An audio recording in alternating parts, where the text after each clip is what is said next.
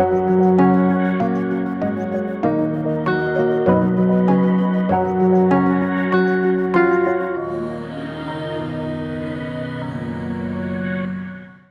മാതാവിൻ്റെ പ്രത്യക്ഷീകരണത്തിന് സാക്ഷിയാക്കി എന്നെയും എൻ്റെ കുടുംബത്തെയും ഉയർത്തിയതിന് ഞാൻ 1000 നന്ദി പറയുന്നു.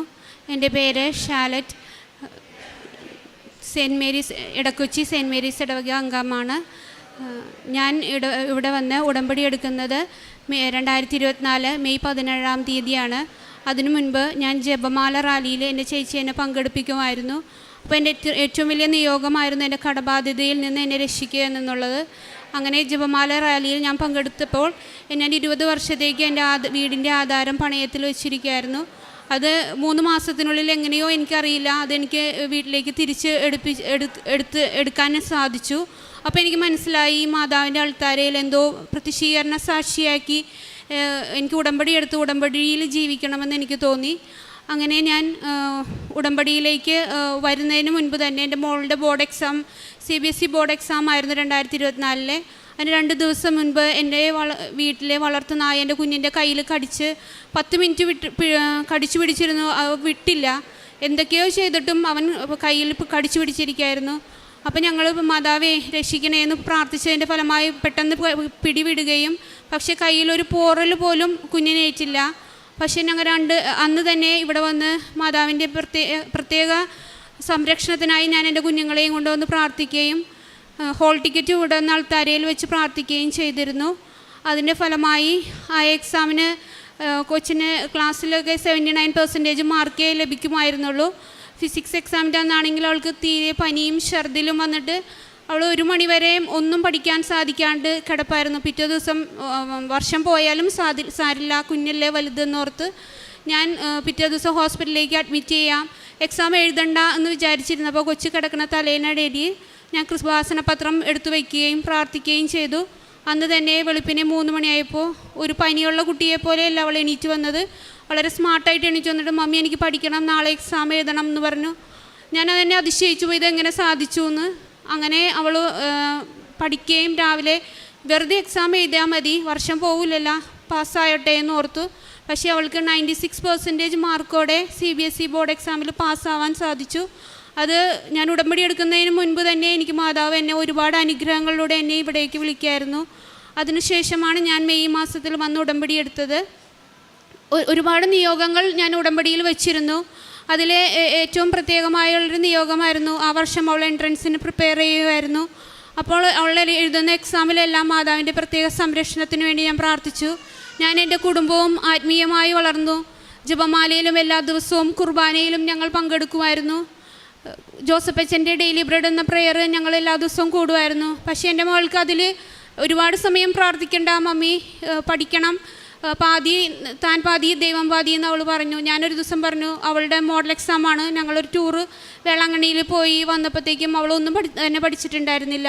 അപ്പോൾ അവൾ പറഞ്ഞു ഡെയിലി ബ്രെഡ് കൂടാൻ പറ്റില്ല, സമയമില്ല എന്ന് പറഞ്ഞു. ഞാൻ പറഞ്ഞു അത് കഴിഞ്ഞിട്ടുള്ള മാർക്ക് കിട്ടിയാൽ മതി, മോൾ പ്രാർത്ഥിച്ചിട്ട് അത് കഴിഞ്ഞിട്ട് എന്ത് മാർക്ക് കിട്ടുന്നു അത് കിട്ടിയാൽ മതി എന്ന് ഞാൻ വാശി പിടിച്ചു. അവളെ നല്ല ഇഷ്ടത്തോടെയല്ല അന്ന് എൻ്റെ കൂടെ ഇരുന്ന് അവർ ഡെയിലി ബ്രെഡ് കൂടിയത്. പക്ഷെ അന്ന് അവൾ ഒരിക്കലും ആ മോഡൽ എക്സാമിൽ ഒരു 600 മാർക്കിൻ്റെ മേളിൽ ഒരിക്കലും അവൾ എൻട്രൻസ് എക്സാമിൽ മേളിലേക്ക് വന്നിരുന്നില്ല. പക്ഷെ അന്ന് ആദ്യമായിട്ട് അവൾക്ക് A+ മാർക്കോടെ അവൾക്ക് അന്ന് പാസ്സാവാൻ സാധിച്ചു. അവളന്ന് എന്നോട് വന്ന് മാപ്പ് പറഞ്ഞു, മമ്മി ഞാൻ പഠിച്ചിട്ടല്ല ഈ മാർക്ക് എനിക്ക് തന്നത്, ജോസഫ് അച്ഛൻ്റെ പ്രെയറിന് അത്രത്തോളം ശക്തിയുണ്ടെന്ന് എൻ്റെ മോള് തിരിച്ചറിഞ്ഞ ദിവസമായിരുന്നു അന്ന്. അങ്ങനെ അവൾ എൻ്റെ കൂടെ ജപമാല റാലിയിൽ പങ്കെടുക്കുകയും അതിനുശേഷം ഇവിടെ വന്ന് ഉടമ്പടി എടുക്കുകയും ചെയ്തു. അങ്ങനെ ആ വർഷത്തെ ആദ്യത്തെ എക്സാം JEE എക്സാം ആയിരുന്നു. ഞങ്ങൾ എക്സാമിന് വെളുപ്പിനെ എണീറ്റ് പോകുമ്പോൾ നല്ല പനിയായിരുന്നു എനിക്ക്. ഞാൻ എൻ്റെ മോളുടെ കൂടെ ഒരു വിധത്തിലാണ് പോയത്. ഞങ്ങൾ ബസ്സിൽ കയറിയപ്പോഴത്തേക്കും ഒരു പ്രായമുള്ള ചേച്ചി, അത്ര വെളുപ്പിനെ എവിടെ നിന്ന് വന്നതെന്ന് എനിക്കറിയില്ല, ബസ്സിലേക്ക് കയറി വന്നപ്പോൾ എനിക്ക് വയ്യായിരുന്നിട്ടും ഞാൻ എണീറ്റ് കൊടുത്തു. കൊച്ചു പഠിക്കുകയല്ലേ, ഞാൻ എണീറ്റ് നിൽക്കാമെന്ന് ഓർത്തു. ഞാൻ എണീറ്റ് നിന്നു. അപ്പം ഞാൻ ബസ്സിൽ പിടിച്ച് നിന്നിട്ട് ഞാൻ മനസ്സുകൊണ്ട് പ്രാർത്ഥിച്ചു, ദൈവമേ ഈ കഷ്ടപ്പാടിനൊക്കെ എന്തെങ്കിലും ഫലം ഉണ്ടാവുമോ ഞാൻ മനസ്സിൽ ചോദിച്ചു. അപ്പം ഞാനൊരു ആകാശം പോലെ ഒരു മഞ്ഞ് കണ്ടു. അതിൻ്റെ പുറത്ത് സ്വർഗത്തിലെ ദൈവം നിങ്ങൾക്ക് വിജയം നൽകും, നെഹമിയ 2:20 എന്ന് കാണിച്ചു തന്നു. ബൈബിൾ ഞാൻ വായിച്ചിട്ടുണ്ടെങ്കിലും നെഹമിയ എന്ന പുസ്തകം ഞാൻ അങ്ങനെ വായിച്ചിട്ടില്ല. നെഹമിയ എന്നുള്ള പുസ്തകം ബൈബിളിലുള്ളതാണോ എന്ന് എനിക്കറിയില്ലായിരുന്നു. ഞാനത് അത്ര കാര്യമാക്കിയില്ല. തിരിച്ച് എക്സാം നല്ലായിരുന്നു എന്ന് മോള് പറഞ്ഞു, കൂളായിട്ട് എഴുതി. ഭയങ്കര സന്തോഷത്തോടെ അവൾ തിരിച്ചു വന്നത്. തിരിച്ചു വന്നപ്പോൾ ഞാൻ പറഞ്ഞു, മോളെ ബസ്സിൽ വെച്ച് ഇങ്ങനെ ഒരു സംഭവം ഉണ്ടായി, ഒരു വചനം കണ്ടത് ഞാൻ ബൈബിളിലാണെന്ന് എനിക്കറിയില്ല. അങ്ങനെ ഞങ്ങൾ ബൈബിൾ തുറന്നു നോക്കിയപ്പം കറക്റ്റായിരുന്നു. നെഹമിയ 2:20 സ്വർഗത്തിലെ ദൈവം നിങ്ങൾക്ക് വിജയം നൽകും. അങ്ങനെ എനിക്ക് തന്ന സുവിശേഷ ഭാഗമായി ഞാൻ കരുതിയ വാക്കായി കരുതി ഞാനത് എഴുതി വെച്ചിട്ട് മോളെ എപ്പോഴേക്കും എക്സാം എഴുതുന്ന അപ്പോഴൊക്കെ ഞങ്ങളത് എഴുതി പ്രാർത്ഥിക്കാൻ തുടങ്ങി. അതിനുശേഷം കൊച്ചെഴുതിയ എല്ലാ എക്സാമിനും നല്ല മാർക്കോടെ അവൾക്ക് പാസ്സാകാൻ സാധിച്ചു. പക്ഷേ അവളുടെ ഏറ്റവും വലിയ സ്വപ്നം എന്ന് പറയുന്നത് ഡോക്ടർ ആവുക എന്നായിരുന്നു. ബാക്കി എല്ലാ എക്സാമും അവൾ വെറുതെ പോയി എഴുതിയതാണ്. അപ്പോൾ നീറ്റ് എക്സാം ആയി. നീറ്റ് എക്സാമിൻ്റെ കാര്യങ്ങളെല്ലാം കൊച്ചു പറയും. അമ്മയുടെ വലിയ പ്രത്യക്ഷീകരണത്തിന് സാക്ഷിയായി ഉയർത്തിയതിന് ഞാൻ 1000 നന്ദി പറയുന്നു. ഞാൻ ജനുവരി 2025 ഉടമ്പടി എടുക്കുന്നത്. ഉടമ്പടിയിൽ എൻ്റെ ഏറ്റവും വലിയ നിയോഗം, ഞാൻ നീറ്റ് എക്സാമിന് വേണ്ടി പ്രിപ്പയർ ചെയ്തുകൊണ്ടിരിക്കുമായിരുന്നു. എനിക്ക് ഒട്ടും ആ ഒരു എക്സാമിന് വേണ്ടി പ്രിപ്പയർ ചെയ്യാൻ പറ്റുന്നുണ്ടായിരുന്നില്ല. ഭയങ്കര ടെൻഷനുള്ള ആളാണ് എനിക്ക് എക്സാം എഴുതാൻ പറ്റുന്നില്ല. എഴുതി കഴിയുമ്പോൾ കംപ്ലീറ്റ് ചെയ്യാൻ പറ്റുന്നില്ല. ഒരിക്കലും ഞാൻ ഉദ്ദേശിക്കുന്ന സ്കോർ എത്തിക്കാൻ പറ്റുന്നില്ല. അങ്ങനെ ഞാൻ വല്ലാതെ സങ്കടപ്പെട്ടിരിക്കുന്ന അവസ്ഥയിലാണ് ഞാൻ ഉടമ്പടി എടുത്തപ്പോൾ അച്ഛൻ്റെ ക്ലാസ്സിൽ പറഞ്ഞു, not by merit but by grace of God. അന്നു മുതൽ ഞാൻ ക്വസ്റ്റ്യൻ പേപ്പർ തരുമ്പോൾ തന്നെ ആ വചനം എഴുതിയിട്ടാണ് ഞാൻ എക്സാം എഴുതാൻ തുടങ്ങുന്നത്. അന്നു മുതൽ എനിക്ക് എക്സാമിന് എനിക്കൊരു കോൺഫിഡൻസ് കിട്ടുന്നത് പോലെ എനിക്ക് തോന്നി ഞാൻ എക്സാം എഴുതുമ്പോൾ. അങ്ങനെ ഞാൻ ഉടമ്പടി എടുത്ത് പ്രാർത്ഥിച്ചു, എല്ലാ ദിവസവും പ്രാർത്ഥിക്കാൻ തുടങ്ങി. അങ്ങനെ നീറ്റ് എക്സാം ആയപ്പോഴേക്കും എനിക്ക് എൻ്റെ ടെൻഷൻ മാറുന്നില്ല. കാരണം എൻ്റെ ആഗ്രഹം അതാണ്. 1 വർഷം ഞാൻ റിപ്പീറ്റ് ചെയ്തു, ഇനി എന്ത് ചെയ്യും, എൻ്റെ ഡാഡയും മമ്മി. അങ്ങനെ എനിക്ക് ഒരുപാട് സങ്കടം ഉണ്ടായിരുന്നു. എനിക്ക് എത്തിക്കാൻ പറ്റിയില്ലെങ്കിലോ. എനിക്കൊരു ആഗ്രഹം ഉണ്ടായിരുന്നു, ഈ വർഷം അല്ലാതെ ഞാൻ അടുത്ത വർഷത്തേക്ക് പോകത്തില്ല, എനിക്ക് ഈ വർഷം തന്നെ ഗവൺമെൻറ് MBBS വേണമെന്ന്. അങ്ങനെ ഞാൻ ഉടമ്പടി പുതുക്കാൻ വന്നപ്പോൾ അച്ഛനെ കണ്ട് ബ്ലെസ്സിങ് മേടിച്ചു. അപ്പോൾ അച്ഛനായിട്ട് ബ്ലെസ്സിങ് മേടിക്കാൻ വന്നപ്പോഴേക്കും അച്ഛൻ കുരിശ് കയ്യിൽ തന്നിട്ട് പറഞ്ഞു, 2 ആഗ്രഹങ്ങൾ പറയാൻ പറഞ്ഞു. അപ്പോൾ ഞാൻ ഒന്ന് പറഞ്ഞത് എനിക്ക് നീറ്റിന് ഗവൺമെൻറ് MBBS വേണമെന്നും, രണ്ടാമത് എൻ്റെ അനിയത്തിക്ക് ഞാൻ 10th പഠിക്കുമ്പോൾ മുതൽ മൈഗ്രെയിൻ ഉള്ളതാണ്. MRI സ്കാൻ വരെ എടുത്തിട്ടും അവൾക്ക് വേറൊന്നുമില്ല, മൈഗ്രെയിനാണ്. ഡോളൊക്കെ കഴിക്കാൻ കൊടുക്കും, പക്ഷെ അവൾക്കൊരു മാറ്റവും ഇല്ല. അവൾക്ക് വേദന വരുമ്പോൾ കണ്ണൊക്കെ ഇറുക്കി പിടിച്ച് മുടിയെല്ലാം ഇങ്ങനെ വലിച്ച് തലയൊക്കെ കൊണ്ട് മതിലേക്ക് കൊണ്ട് ഇടിക്കുമായിരുന്നു. എനിക്കത് കണ്ടു നിൽക്കാൻ പറ്റുന്നുണ്ടായിരുന്നില്ല. അപ്പം ഞാൻ പറഞ്ഞു, എൻ്റെ അനിയത്തിൻ്റെ തലവേദന എനിക്കിനി കണ്ടു നിൽക്കാൻ പറ്റില്ല, അതൊന്ന് മാറ്റി കൊടുക്കണേ എന്ന് പറഞ്ഞു. ആ നിമിഷം മുതൽ അവളുടെ മൈഗ്രെയിൻ അസുഖം പൂർണ്ണമായി മാറി. ഇന്ന് വരെ അവൾ പിന്നെ ആ ഒരു പഴയ അവസ്ഥയിലേക്ക് വന്നിട്ടില്ല. അങ്ങനെ ഞാൻ നീറ്റ് എക്സാം എഴുതാൻ വേണ്ടി പോകുമ്പോൾ കൊണ്ടുപോകാനായിട്ട് അച്ഛൻ എനിക്കൊരു കൃപാസന മാതാവിൻ്റെ ലോക്കറ്റ് തന്നിരുന്നു പ്രാർത്ഥിച്ചുകൊണ്ട്. അങ്ങനെ ഞാൻ എക്സാമിന് പോയപ്പോൾ എനിക്ക് ഭയങ്കര ടെൻഷൻ. ഞാൻ കരഞ്ഞുകൊണ്ടേയിരുന്നേ. അന്നൊരു ദിവസം നീറ്റത്ത് മുതൽ കരഞ്ഞുകൊണ്ട് എനിക്ക് അത്രയും ടെൻഷൻ. എനിക്ക് അനങ്ങാനൊന്നും പറ്റുന്നില്ല. പഠിച്ചതെല്ലാം മറന്നു പോകുന്ന പോലെ തോന്നി. അങ്ങനെ ഒരു അവസ്ഥയിൽ നിന്ന് ഞാൻ വീടിന് പുറത്തോട്ട് ഇറങ്ങിയപ്പോൾ തന്നെ ഒരു അങ്കിളിനെ കണ്ടു. ആ അങ്കിളിൻ്റെ കയ്യിൽ കൃപാസന മാതാവിൻ്റെ ഫോട്ടോയുള്ളൊരു കീ ചെയിനായിരുന്നു ഉണ്ടായിരുന്നത്. അപ്പം അമ്മ പറഞ്ഞു, ഒന്നുകൊണ്ടും പേടിക്കേണ്ട, സഞ്ചാരി മാതാവ് മുമ്പേ പോയിട്ടുണ്ട്, നീ ഒന്നുകൊണ്ടും പേടിക്കേണ്ട, ധൈര്യമായിട്ട് എക്സാം എഴുതിക്കുമെന്ന് പറഞ്ഞു. മെയ് 4-ാം തീയതി ആയിരുന്നു എക്സാം ഡേറ്റ്. അപ്പോൾ 11 മണിക്ക് എക്സാം ഹാളിൽ റിപ്പോർട്ട് ചെയ്യണം. അപ്പോൾ 10 മണിയായപ്പോൾ ഞാൻ എടപ്പള്ളിയിൽ സെയിൻറ്റ് ജോർജ് പള്ളിയിൽ തിരുനാളായിരുന്നു. അപ്പോൾ അവിടെ ചെന്ന് കൃപാസന മാതാവിൻ്റെ പത്രം വിതരണം ചെയ്തിട്ടാണ് ഞാൻ എക്സാം ഹാളിലോട്ട് പോയത്. അപ്പോൾ 11 മണിക്ക് ഞാൻ അവിടെ എത്തിയപ്പോഴേക്കും എനിക്ക് കയറാൻ പറ്റുന്നില്ല. എനിക്ക് അത്രയും ഞാൻ കരഞ്ഞുകൊണ്ടിരിക്കുമായിരുന്നു. അപ്പോൾ അമ്മ വിശുദ്ധ തൈലം കൊണ്ട് കുരിശ് വരച്ച് തന്നു, ഉപ്പ് പോക്കറ്റിൽ വെച്ച് തന്നു, പിന്നെ ഉപ്പ് കുറച്ച് തലയിൽ വിതറിയിട്ട് എനിക്ക് കൃപാസന മാതാവിൻ്റെ തേൻ തന്നു. അപ്പോൾ എനിക്ക് പെട്ടെന്ന് ഇങ്ങനെ 2-3 കാര്യങ്ങൾക്ക് ഇങ്ങനെ നോക്കണം എന്ന് തോന്നി. അപ്പോൾ അമ്മ കയറാൻ പറഞ്ഞിട്ട് ഞാൻ കയറാതെ ആ കാര്യങ്ങൾ നോക്കിയിട്ട് എക്സാം ഹാളിലോട്ട് കയറാൻ വേണ്ടി പോയപ്പോഴേക്കും ഫസ്റ്റ് ഇങ്ങനെ ഒരു ചെക്കിംഗ് ഒക്കെ ഉണ്ട്. അപ്പോൾ മെറ്റൽ ഐറ്റംസ് ഒന്നും കയറ്റാൻ പാടില്ല. അപ്പോൾ എൻ്റെ കയ്യിൽ അത് കാരണം തന്നെ ഞാൻ കൃപാസന മാതാവിൻ്റെ കാശുരൂപം പ്ലാസ്റ്റിക് കൊന്തയിൽ കോർത്തിട്ടാണ് ഞാൻ കയറാൻ വേണ്ടി പോയത്. അപ്പോൾ അവർ പറഞ്ഞു, ഇത് അലൗഡ് അല്ല എന്ന് പറഞ്ഞു. നമ്മുടെ കയ്യിൽ കൊടുത്തിട്ട് എനിക്കത് കയറേണ്ടി വന്നു. അപ്പോൾ എല്ലാവരുടെയും ഉടമ്പടി സാക്ഷ്യത്തിൽ ഞാൻ കേൾക്കാറുണ്ട്, അത്ഭുതകരമായിട്ട് കാശുരൂപം കയറ്റാൻ പറഞ്ഞു. അപ്പോൾ എനിക്ക് ഭയങ്കര സങ്കടമായി. അപ്പോൾ ഞാൻ എന്താ ഇത്, എനിക്ക് ഒന്നാമത്തെ ടെൻഷനാണ്, എനിക്ക് കാശുരൂപം കയറ്റാൻ പറ്റിയില്ല. അപ്പോൾ എനിക്ക് ഭയങ്കര സങ്കടമായിരുന്നു. പക്ഷേ അമ്മ കൃപാസന മാതാവിൻ്റെ ലോക്കറ്റ് അച്ഛൻ തന്നത് ഉടുപ്പിൽ തുന്നി വെച്ചിട്ടുണ്ടായിരുന്നു. ഞാൻ അത് പിടിച്ച് പ്രാർത്ഥിച്ചുകൊണ്ട് കയറിയപ്പോഴേക്കും ചെക്കിങ്ങിൻ്റെ ഭാഗമായിട്ട് എനിക്ക് പോക്കറ്റ് ചെക്ക് ചെയ്യേണ്ടി വന്നപ്പോഴേക്കും എൻ്റെ പോക്കറ്റിൽ ഉപ്പുണ്ടായിരുന്നു. ഇവർ ശക്തമായിട്ട് പോക്കറ്റ് കുടഞ്ഞിട്ടും ഞാൻ നോക്കിയിട്ട് ഉപ്പ് പുറത്ത് വന്നില്ല. ഞാൻ നോക്കിയപ്പോൾ ഉപ്പ് അവിടെ തന്നെയുണ്ട്. അപ്പോൾ ഞാൻ ഓർത്തു, മാതാവ് എനിക്ക് സമാധാനത്തിനായിട്ട് എൻ്റെ ഉപ്പ് പോവാതിരുന്നതാണ്. എനിക്ക് ഉപ്പ് എക്സാം ഹാളിൽ ക്വസ്റ്റ്യൻ പേപ്പറിന് എഴുതുന്നതിന് മുമ്പ് എനിക്ക് വിതരണം എന്നുള്ള ആഗ്രഹത്തോടുകൂടി ഞാൻ കൈവച്ചിരുന്നു. അത് നഷ്ടപ്പെട്ടില്ലല്ലോ എന്ന് ഓർത്ത് സമാധാനത്തിൽ ഞാൻ കയറി. എക്സാമിലോട്ട് കയറിയപ്പോൾ എനിക്കൊരു ക്രിസ്ത്യൻ സ്കൂളിലാണ് സെൻറ്ററായിട്ട് കിട്ടിയത്. അപ്പോൾ അമ്മയുടെ ഒരു ആഗ്രഹം ഉണ്ടായിരുന്നു ക്രിസ്ത്യൻ സ്കൂളിൽ, അതായത് ഒരു പള്ളി അടുത്തുള്ളിടത്ത് എക്സാം ഹാളിൽ കിട്ടി, അമ്മ അവിടെ പോയി ഇരുന്നോളാം എന്നുള്ളൊരിത് അമ്മയുടെ ആഗ്രഹമായിരുന്നു. അങ്ങനെയാണ് അവിടെ എനിക്ക് കിട്ടിയത്. അപ്പോൾ അമ്മ പ്രാർത്ഥിച്ചു. എനിക്ക് സെയിൻറ്റ് അഗസ്റ്റിൻ സ്കൂളാണ് കിട്ടിയത് കലൂരിൽ. അപ്പോൾ അവിടെ ചെന്ന് ഞാൻ എൻ്റെ എക്സാമിനോട് കയറിയപ്പോഴേക്കും ഞാൻ ഇരുന്ന് നേരെ നോക്കുമ്പോൾ മാതാവിൻ്റെ ഫോട്ടോ ഞാൻ കാണുന്നത്. മാതാവിൻ്റെ കണ്ണുകൾ എന്നെ നോക്കിയിരിക്കുന്നത് പോലെയായിരുന്നു ആ ഫോട്ടോ. അപ്പോൾ ഞാൻ പ്രാർത്ഥിച്ചുകൊണ്ടിരുന്നു. വേറെ ഒന്നും ഇനി റീകോൾ ചെയ്യാൻ ഒന്നും നിന്നില്ല. ഞാൻ കൊന്തെല്ലിക്കൊണ്ടിരുന്നു. അങ്ങനെ എക്സാം തുടങ്ങാറായി. ക്വസ്റ്റ്യൻ പേപ്പർ വന്നു. ഫസ്റ്റ് ഒരു പേജ് വായിച്ചിട്ട് എനിക്കൊന്നും മനസ്സിലാവുന്നില്ല. ഞാൻ ഫിസിക്സ് ആയിരുന്നു ആദ്യം അറ്റൻഡ് ചെയ്യാൻ തീരുമാനിച്ചത്. അത് നടന്നില്ല. കെമിസ്ട്രി നോക്കി, ബയോളജി നോക്കി. അരമണിക്കൂറോളം എനിക്കൊന്നും എഴുതാൻ പറ്റിയില്ല. അപ്പോൾ എനിക്ക് ആകെ ടെൻഷനായി. ഞാൻ കുറച്ച് നേരം ഇങ്ങനെ സ്തംഭിച്ചു നിന്നു, ഒന്നും ചെയ്യാൻ പറ്റാതെ. അപ്പോഴേക്കും ഞാൻ വേഗം ഉപ്പ് എടുത്ത് വിതറി, ക്വസ്റ്റ്യൻ പേപ്പറിന് മുകളിൽ വിതറി. അപ്പോൾ തന്നെ എനിക്ക് എൻ്റെ ഉള്ളിൽ നിന്നൊരു സ്വരം കേൾക്കുന്നത് പോലെ തോന്നി. വേഗം കെമിസ്ട്രി എടുത്ത് അറ്റൻഡ് ചെയ്യും, അത് മതി എന്ന് പറഞ്ഞു.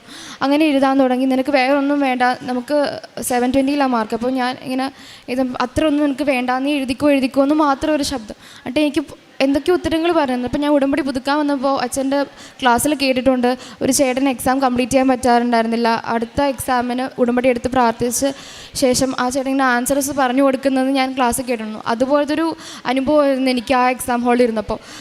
ഇങ്ങനെ ഉത്തരം പറഞ്ഞു എന്തോ എനിക്ക് അത് അറിയത്തില്ല. കാരണം ബയോളജിയൊക്കെ എഴുതുമ്പോൾ എനിക്ക് അസർഷൻ റീസണൊന്നും എഴുതാൻ പറ്റാറില്ല. കാരണം എപ്പോഴും ആ ക്വസ്റ്റ്യൻസ് ഞാൻ ഇപ്പോഴും തെറ്റിച്ചുകൊണ്ടിരിക്കും മോഡലൊക്കെ നടത്തുമ്പോൾ. അന്ന് ആ ബയോളജി പേപ്പറിൽ മുഴുവൻ അങ്ങനത്തെ ക്വസ്റ്റ്യൻസ് ആയിരുന്നു മേജറായിട്ടുണ്ടായിരുന്നത്. അതെല്ലാം എനിക്ക് എന്താ ക്വസ്റ്റ്യൻ അർത്ഥമൊന്നും അറിയത്തില്ല. ഞാൻ എല്ലാം എഴുതി കഴിഞ്ഞപ്പോഴേക്കും ഫിസിക്സ് എനിക്ക് ആവപ്പെടെ 8-7 ക്വസ്റ്റ്യൻസ് എഴുതാൻ പറ്റുള്ളൂ. പക്ഷേ എന്നാലും ലാസ്റ്റ് 5 മിനിറ്റിനുള്ളിൽ പറഞ്ഞു ഇത് മതി നിനക്ക്, ഇത് മതി, നീ ഇനി കുറച്ച് റിലാക്സ് ചെയ്തിരുന്നോ എന്ന് പറഞ്ഞ് എൻ്റെ ഉള്ളിൽ നിന്ന് ഇങ്ങനെ ഒരു ശബ്ദം. പുറത്തോട്ട് ഇറങ്ങിയപ്പോൾ ഞാൻ ഭയങ്കര കരച്ചിലാണ്. കാരണം എനിക്കറിയാം ഒരിക്കലും ഞാൻ ആഗ്രഹിച്ച സ്കോർ എനിക്ക് എത്തിക്കാൻ പറ്റിയിട്ടില്ല, എൻ്റെ ആഗ്രഹങ്ങളെല്ലാം തീർന്നു എന്ന് പറഞ്ഞാൽ ഭയങ്കര കരച്ചിലായിരുന്നു. അപ്പോൾ അമ്മ എന്നോട് പറഞ്ഞു നീ എന്തിനാ കരയുന്നത്, എക്സാം ഡിഫിക്കൽട്ടാണോ എന്നുള്ളതല്ല, നീ ഡോക്ടർ ആവണമെന്ന് ആഗ്രഹിക്കുന്നത് മാതാവ് തീരുമാനിച്ച് നടക്കുമെന്ന് പറഞ്ഞു. അങ്ങനെ ഞങ്ങൾ അവിടെ നിന്ന് പോന്നു. ഞാൻ ഉടമ്പടിയിൽ ശക്തമായി പ്രാർത്ഥിച്ചുകൊണ്ടിരുന്നു. ഓൾ ഇന്ത്യ റാങ്ക് വന്നു. എനിക്ക് 36,000 വന്നത്. അപ്പോൾ എല്ലാവർക്കും അറിയാം 25,000 വന്നാലേ എനിക്ക് ഇന്ത്യയിൽ എവിടെയെങ്കിലും ഒരു സീറ്റ് വരുള്ളൂ. എൻ്റെ എല്ലാ പ്രതീക്ഷകളും പോയി. ഞാൻ ആകെ ഫുള്ള് തളർന്നു പോയി. അപ്പോഴാണ് ഞാൻ ഇവിടെ വന്ന് പ്രാർത്ഥിച്ചുകൊണ്ടിരുന്നു. അപ്പോൾ ഇവിടുത്തെ ഒരു സാക്ഷ്യം ഞാൻ കേൾക്കുന്നതാണ്. ഒരു ക്യാൻസർ വന്ന ഒരു ആൻറ്റിയാണ്. അപ്പോൾ ആൻറ്റി ഇങ്ങനെ എപ്പോഴും ഒരു ക്യാൻസർ ഇങ്ങനെ അടുത്ത ക്യാൻസർ ഇങ്ങനെ വന്നുകൊണ്ടിരുന്നു. അപ്പോൾ ആൻറ്റിനോട് എല്ലാവരും ചോദിക്കുമെന്ന് പറയായിരുന്നു എന്തിനാ നീ ഉടമ്പടി എടുത്തതല്ലേ, അപ്പോൾ പിന്നെ നിനക്ക് എന്തിനാ ഇത്രയും സഹനം തരുന്നത്. അപ്പോൾ ആൻറ്റി ഇങ്ങനെ പറഞ്ഞത് എൻ്റെ ഇപ്പോഴും എനിക്ക് ഓർമ്മയുണ്ട്. സഹനത്തിലൂടെ നമുക്ക് നമ്മുടെ വിശ്വാസത്തിൽ ഉറച്ചു നിൽക്കാൻ പറ്റൂ. സഹനം വന്നാലും നമ്മൾ ദൈവത്തിനോട് ചേർന്ന് നിൽക്കണമെന്ന്. ഞാൻ ഈശോയോടും മാതാവിനോടും ചേർന്ന് നിന്നു, പ്രാർത്ഥിച്ചുകൊണ്ടിരുന്നു. കേരള റാങ്ക് വന്നു. 3,000 വന്നത്. അപ്പോഴും എനിക്കൊരു പ്രതീക്ഷയില്ലാത്ത റാങ്കാണ് വന്നത്. എനിക്ക് റിസർവേഷൻ ഉണ്ടായിരുന്നു. പക്ഷേ എന്നിട്ടും എനിക്കൊരു റിസർവേഷൻ കൊണ്ട് കിട്ടാത്ത, ലാറ്റിൻ റിസർവേഷൻ കൊണ്ട് കിട്ടാത്തൊരു റാങ്കിൽ എനിക്ക് കിട്ടിക്കൊണ്ടിരുന്നത്. അപ്പോൾ ഫസ്റ്റ് അലോട്ട്മെൻറ്റ് വരാനുള്ള ഡേറ്റ് വന്നപ്പോഴേക്കും എനിക്ക് ഉടമ്പടി പുതുക്കാനുള്ള സമയമായിരുന്നു. അപ്പോൾ ഞാൻ ഉടമ്പടി പുതുക്കിയപ്പോൾ ഞാൻ പറഞ്ഞു എനിക്കറിയാം എനിക്കൊരു മെറിറ്റും ഇല്ലെന്ന്, എന്നാൽ എനിക്ക് മാതാവിൽ ഭയങ്കര വിശ്വാസമുണ്ട്. മാതാവ് എനിക്ക് ഫസ്റ്റ് അലോട്ട്മെൻറ്റിൽ തന്നെ എൻ്റെ റാങ്കിനൊരു ഗവൺമെൻറ് MBBS തരണേന്നും പറഞ്ഞു ഞാൻ നിയോഗം സമർപ്പിച്ചു. തിരിച്ചു പോയപ്പോൾ ഞാനിട്ട് ഡേറ്റ് നീണ്ടു പോയി. അപ്പോൾ ഡെയിലി ഇവിടെയുള്ള അച്ഛൻ ഇങ്ങനെ പറയുന്നുണ്ടായിരുന്നു ഒരു ഡേറ്റ് ഇട്ട് പ്രാർത്ഥിച്ചിട്ടുണ്ട്, ആ ഡേറ്റ് നീങ്ങിപ്പോയി മാതാവ് നോക്കിക്കോളും എന്ന് പറഞ്ഞു. അപ്പോൾ ഞാൻ ഓർത്തു എന്നോട് തന്നെയാണ് അത് പറയുന്നതെന്ന് പറഞ്ഞ് വിശ്വാസത്തോടെ ഞാൻ പ്രാർത്ഥിച്ചു. അങ്ങനെ ഫസ്റ്റ് അലോട്ട്മെൻറ്റ് വന്നു. ഫസ്റ്റ് അലോട്ട്മെൻറ്റ് കേരളയുടെ ആയിരുന്നു ആദ്യം വന്നപ്പോഴേക്കും ലാസ്റ്റ് റാങ്കിൽ എൻ്റെ റിസർവേഷനിൽ എനിക്ക് ഗവൺമെൻറ് MBBS ലഭിച്ചു. അപ്പോൾ ഞാൻ മാതാവിനോട് ഒത്തിരി നന്ദി പറഞ്ഞു. ഞാൻ അപ്പോൾ തന്നെ ഇവിടെ വന്നു, മാതാവിനോട് നന്ദി പറഞ്ഞു, സാക്ഷ്യം പറയാൻ വേണ്ടി പോയി. പക്ഷേ അപ്പോൾ പറഞ്ഞ് അഡ്മിഷൻ എടുത്ത് കഴിഞ്ഞിട്ടാന്ന് പറഞ്ഞു. അപ്പോൾ ഞാൻ തിരിച്ചു പോയി വീട്ടിൽ ഒരു 8 മണിയോടെ എത്തി.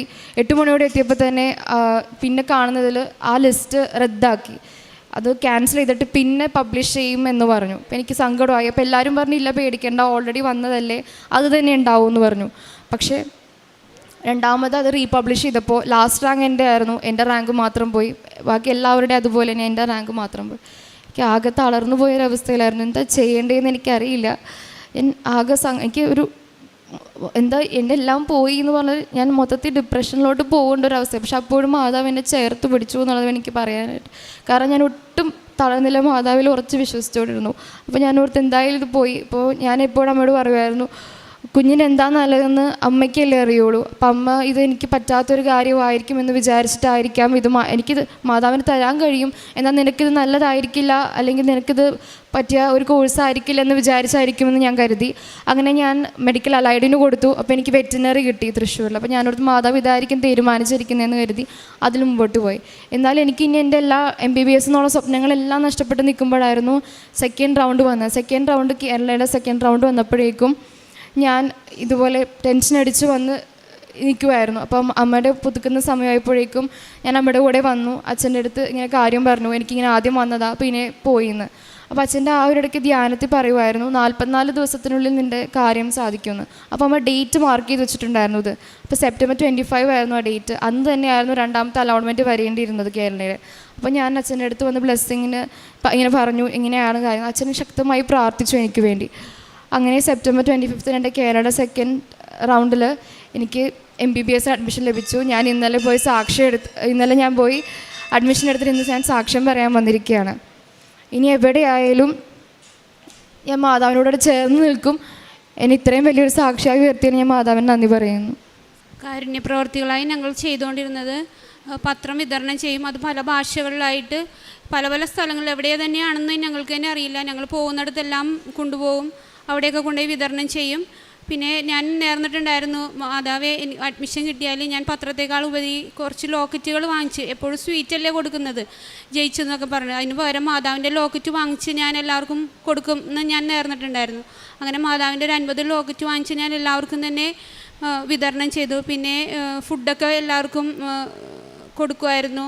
പിന്നെ കൊച്ചു എക്സാം എഴുതാൻ പോകുമ്പോൾ എഴുതുന്നതിന് മുമ്പ് തന്നെ എപ്പോഴും എക്സാം നടക്കുമ്പോൾ മോഡലൊക്കെ നടക്കുമ്പം അവളുടെ കയ്യിൽ ചോറുപൊതി പോയിന് കൊടുക്കും. മോൾ എക്സാം സെൻറ്ററിൽ കയറുന്നതിന് മുൻപ് തന്നെ ഈ ഫുഡ് കൊണ്ടുപോയിട്ട് ആർക്കെങ്കിലും കയ്യിൽ കൊടുത്തിട്ട് വേണം മോൾ ഇത് പോകാൻ എന്ന് പറയും. അങ്ങനെ ഞാൻ പറഞ്ഞു വിടുമായിരുന്നു. ജോസഫച്ചനും പ്രത്യേകം നന്ദി പറയുന്നു. എന്നും ആരോഗ്യവും ആയുസ്സോടും കൂടി എല്ലാവരെയും അനുഗ്രഹിക്കാനുള്ള കൃപ നൽകട്ടെ എന്ന് പ്രാർത്ഥിക്കുന്നു.